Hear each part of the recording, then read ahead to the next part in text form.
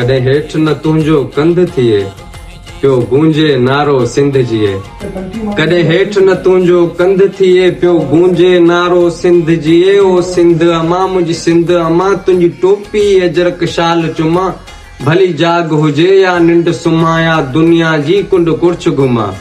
तो तां घोर मुंहिंजो सा संद थिए, पियो गूंजे नारो सिंध जीए। कश्मोर खां कारूं झरा सुठो, ऐं मुंहिंजो प्यारो थरा सुठो आ। लाड़ वांगे मूंखे उतर मिठो, तुंहिंजो वेरी आ जंहिं दौर ॾिठो।